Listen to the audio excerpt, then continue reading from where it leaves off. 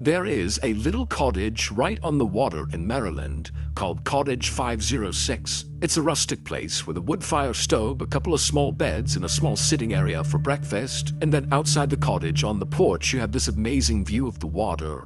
And then behind the cottage is the resort that the cottage is a part of. And the resort offers guests that stay in this cottage great food, great entertainment. I mean, this is a great spot. However, Cottage 506 has a dark secret, and it's the reason I and many other people will never be staying there. But before we learn about Cottage 506, if you're a fan of the strange, dark, and mysterious delivered in story format, then you've come to the right place because that's all we do, and we upload once a week. So if that's of interest to you, please offer to house sit for the like button while they're away for the weekend. But instead of looking after their property, just spend the entire weekend downloading viruses to the like button's computer. Also, please subscribe to our channel and turn on all notifications so you don't miss any of our weekly uploads. Okay, let's get into today's story.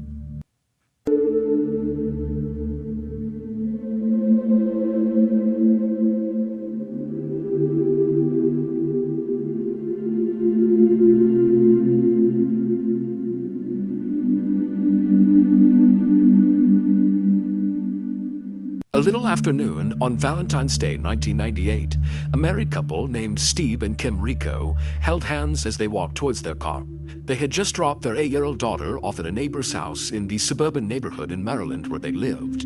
And now Steve and Kim had the whole weekend to themselves, and they were really excited about it because they had this big trip planned. Now, admittedly, Kim had no idea what they were actually going to be doing, because Steve was the one who planned it, and he was obviously being very secretive about the details. He wanted this to be a surprise. And so for weeks leading up to this weekend, Kim would see Steve on the phone all the time, presumably planning whatever it is they were going to be doing, but he wouldn't let Kim hear what he was saying on the phone. He would kind of muffle his voice, or he'd hang up before she could come over and hear him. And then also after these secretive phone calls, Kim would often see Steve writing all these notes down in his journal, presumably about whatever it was he was planning. The only details Steve shared with Kim about this trip was, make sure you wear something nice. When the couple reached their car, Steve hopped in the driver's seat and Kim hopped in the passenger seat, and immediately right after Steve had fired up the car, Kim turned to him and said, "Are you going to tell me? You going to tell me where we're going?" But Steve just grinned and said, "Nope, it's a surprise." Kim gave a theatrical sigh and sat back and feigned frustration, but inside the way she was really feeling was just excited. This was so cool that Steve had put so much effort into whatever it is they were going to do, but also Kim was seeing her husband was really making a big effort to make her happy, and this was kind of new because lately their relationship had been really rocky. Kim and Steve had been married for 9 years for this point, and they were both very, very different people. Steve was a total homebody, kind of introverted, and Kim was the opposite. She was super extroverted and very social. But when they first met each other, it was actually their stark differences that brought them together. For Kim, when they met, she was in her early 20s. She had just dropped out of college, and her experience with men so far had been she would meet them at parties or bars, and at first it would seem like their relationship was great, but then invariably these guys would just kind of move on and break Kim's heart. But Steve was different. He was this huge guy, 6'4", massive football player, but he was totally a gentle giant, and as soon as he met Kim, Kim could tell this guy is different. He's treating her with respect, he's loyal to her, he really cares about her, and so they hit it off right away. And Kim very quickly became pregnant, at which point Steve asked her to marry him, and Kim didn't hesitate for a second. They were totally in love. And marriage to Steve had really been a stabilizing factor in Kim's life. She wound up going back to college and got her degree, which landed her a job as a surgical technician, which is what she did now. And Steve turned out to be just a fantastic father, and he wound up actually staying home with their daughter when she was a baby, so Kim could go out and work. And Kim always thought it was funny when she would come home, and she would see Steve standing in the doorway cradling this infant, but he's like this massive person, and so their baby looked like a toy. But unfortunately, over the last year, Kim had seen a change in Steve. He went from being a shy person, but a person who could go out and function in society, to a shy person who basically stopped going outside altogether. Steve basically refused to go out anywhere with Kim. He didn't want to talk to anyone. He didn't want to spend time with their friends or family. He just wanted to stay home and watch TV or hang out in the basement. I mean, it was pretty obvious he was depressed, but his introvertedness was becoming kind of stifling for Kim. And so Kim approached Steve and said, "You really need to go to therapy to get better here. I'll go with you. We can do couples therapy." But Steve refused. And so finally, right around this past New Year, Kim decided she'd just had enough. She was totally unhappy. She did not feel like Steve was going to change. And so Kim told Steve that she wanted to get divorced. And when Steve heard that, he realized the gravity of this situation. He knew Kim was unhappy with him, but he did not know she was thinking about separating. And so Steve kind of broke down and begged Kim to give him another chance. Let him prove to her that he will change, that he wants this marriage to work. And Kim said, okay. And so that was how Steve wound up planning this very secret getaway on Valentine's Day. This trip was supposed to be the start of their new and improved marriage. And so Kim was really excited and optimistic about the future.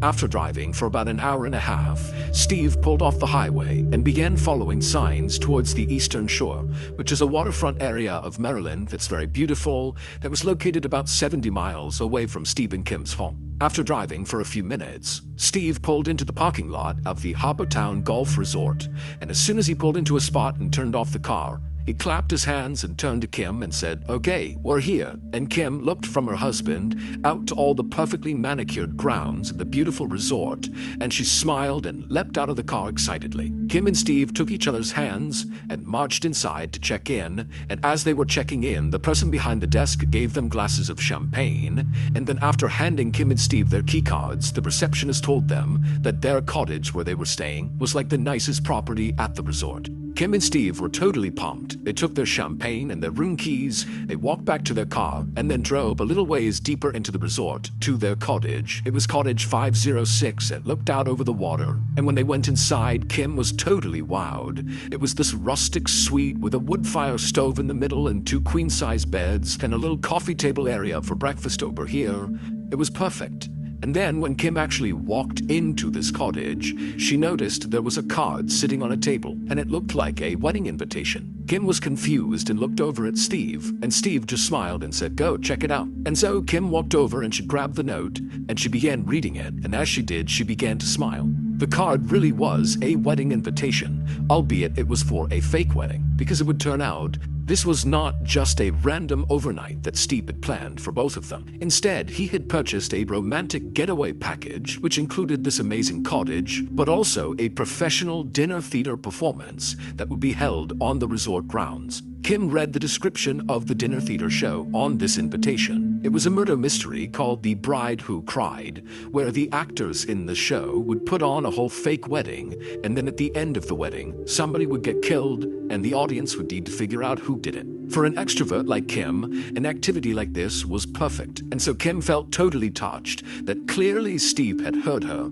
and the first thing he did to kind of win her back was to begin to do the things that Kim really wanted to do, which was really going out and having fun. And so after Kim finished reading the card, she turned and looked over at Steve, and Steve was kind of nervous because he wasn't sure if Kim was going to like it. And Kim, she broke into this huge smile. She walked over to Steve and gave him a big hug, and Steve, he was so happy, and he hugged her real tight right back. Kim and Steve would spend the next couple of hours sitting by their fire inside of their nice cottage, drinking their champagne and talking about the future and just telling stories and having a good time. And then around 7 p.m., Steve and Kim put on their nicest clothes and walked their way over to the area on the resort where this dinner theater was going to happen. It was in an event hall with a bunch of round tables set up for the audience. And so once Steve and Kim and the other audience members all took their seats, the actors actors and actresses came into the room, and they were all dressed in their wedding clothes. There was a bride and a groom in a wedding party, and the audience was instructed to participate in the wedding as if they were wedding guests. And so the audience all stood up, and they began kind of having this fake social hour of meeting all the wedding guests. And then Steve, Kim, and the audience members all took their seats, and they got ready to watch the drama unfold. And Kim, pretty much immediately, was totally absorbed in this performance. She was so enthusiastic, talking to the actors and talking to the other guests, and really pretending like she was part of the wedding. I mean, she was having a blast. The play itself was about a groom who was in the mafia, who was forcing his bride to marry him by threatening her family. The climax came when the groom stood up and gave a toast with his champagne. He took a sip and then fell down dead. Kim watched all of this with delight, but she kept looking over at Steve, hoping he too would be smiling and having a good time. But each time she looked at him, he was just kind of stone-faced and looking straight ahead, like he just didn't care or he was totally disinterested. And then a couple of times when Kim leaned over and said, "Hey, honey, who do you think did it? Who do you think the killer is?" Steve basically just completely ignored her. It was like she wasn't there and the play wasn't there. He was just totally zoned out. Eventually, Kim and a few other very enthusiastic audience members figured out the killer in the play was the bride's mother, who poisoned the groom, and that after this discovery was made, the play was over. As everyone got up from their seats and began to leave, Kim couldn't help but feel really annoyed with Steve because he was just so silent and not invested in this play. And it's like, we came all the way here. Why aren't you at least pretending to enjoy this? But Kim also thought, Steve put a ton of effort into this weekend. He's clearly trying. I'm not going to start a fight. I'm not going to bring it up. And so finally, Kim just said to Steve, "Hey, why don't we go to the bar and get a couple of drinks, bring them back to our cottage, and just hang out there for the night?" And when Steve heard this, he actually smiled and said, "Okay, great, let's do it." And by the time the couple got back to the front door of Cottage 506, they were holding hands again and laughing and telling stories. And they went inside, and Steve put the beers down on the table, and then Kim said she was going to go in the bedroom and just quickly change into something more comfortable. And so Kim walked into the bedroom and shut the door, and Steve walked to the front door and turned the lock.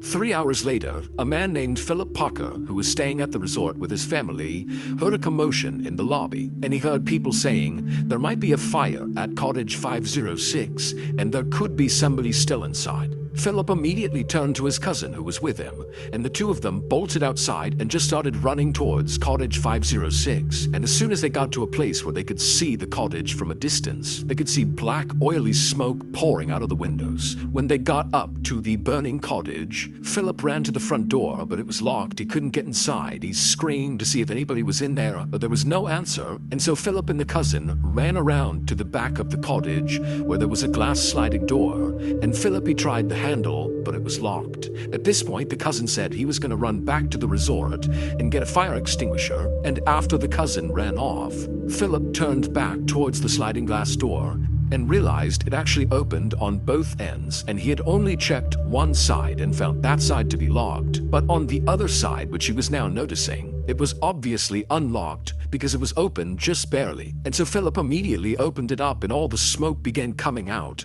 And so Philip dropped down to get a better look because down low the smoke had not fully settled. There was a bit of an air pocket right at the bottom of the floor. And so Philip got down and he looked inside, and for a second he couldn't quite see anything. But then he noticed in the middle of the bedroom, right inside this cottage, he could clearly see somebody's feet. Somebody was on the ground. And so Philip screamed that he was coming in, and that he opened the door the rest of the way, and he began low crawling into the bedroom. And as he did, he was hacking and coughing from all the smoke. And so finally Philip reached this person and he grabbed their foot and he shook them to try to wake them up.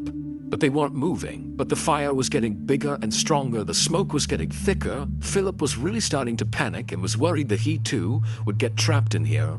And so he just grabbed this person's leg and began pulling them. And it was really hard, but he finally got this person back to the door. He couldn't quite get them over that lip of where the sliding door was. But right then, Philip's cousin showed up, and the two of them were able to grab this person and get them out of the cottage. And this was the moment when Philip finally got a look at the person he was just dragging out, and it was immediately clear to him that this person was deceased. Their face was basically gone. It was completely burned away. In the days and weeks leading up to this weekend, Steve really was taking secret phone calls and writing notes down in his journal because he was planning something very special. But he was not the only one with plans for this weekend. Here's what police say happened after Kim and Steve got back to their cottage following the show, and Kim went into the bedroom to change, and Steve went to the front door and locked it. A couple of minutes later, Kim came out of the bedroom wearing something sexy, and she looked at Steve and smiled and said, "Come on, get in bed, I'll join you in a second." And so Steve's like, "Great, my plan is working, we're gonna reconnect here." He climbed in bed and he laid down, and Kim, she walked over and got something out of her bag, and then she walked back over to the bed, and she pulled out a syringe, and she stabbed it into Steve before he could do anything, and she injected him with something called succinylcholine. Kim had access to this drug from her job as a surgical tech. Succinylcholine is used to relax people's muscles during surgery, but if you give someone too big a dose, it can stop their breathing. And this drug works pretty much instantly, which means Steve would have seen his wife stab him with that syringe, but then instantly he would have been totally paralyzed, but fully awake and fully alive. And so as he was laying there, he would have seen his wife put the syringe down and then grabbed lighter fluid and then walked over to him and calmly poured the lighter fluid all over Steve's face and chest. And then one of Steve's final images he likely saw before his lungs stopped working and he died was his wife striking a match and lighting him on fire. After lighting Steve on fire, Kim casually walked out the back sliding door. She shut it, leaving it open just a crack, and then she made her way to the resort lobby where she put on this big act about how her cottage was on fire and she thinks her husband was still inside. And Philip overheard Kim say that her husband might be inside the cottage, which is when he and his cousin jumped into action. They ran to the cottage and ultimately found Steve deceased inside of the cottage. Ultimately, Kim never intended to give Steve a second chance in their marriage. She was already having an affair with a much younger man who was in the Marines, and she was just done with Steve. And so as Steve began telling his friends and family how he was going to make a huge effort to save his marriage, Kim was going around to her friends and literally openly talking about how she wanted to murder her husband.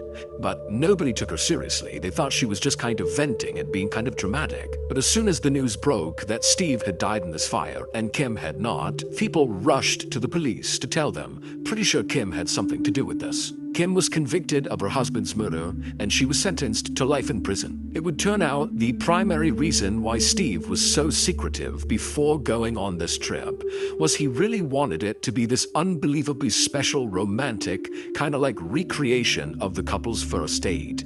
And so what he was doing is he was calling all of Kim's friends and family members and asking them questions about things Kim liked because he wanted to incorporate all of her interests in this trip. And then after these calls, when Steve was writing in his journal, that was not just writing down like logistics of the trip. He was also writing down how much he loved Kim and how excited he was for their future and what they would build together as a family. I mean, Steve really believed they were on a path to reconciliation, but of course, that just was not the case.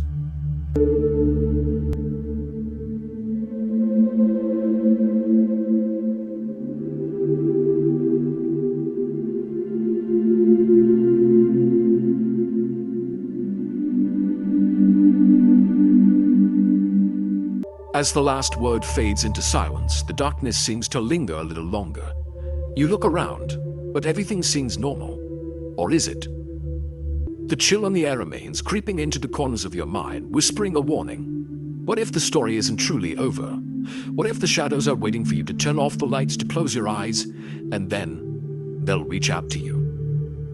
Remember, some stories are not just meant to be heard, they come for you. And once they do, they never truly leave. So if you feel a cold shiver crawl down your spine, if the world around you shifts just a little too much, you'll know. The story is still here, watching, waiting. Thank you for staying with us tonight. If you're brave enough, come back again. And until then, be cautious, because some things in the dark should never be left alone. Don't forget to subscribe and turn on notifications. You never know when the next story will find you. Good night.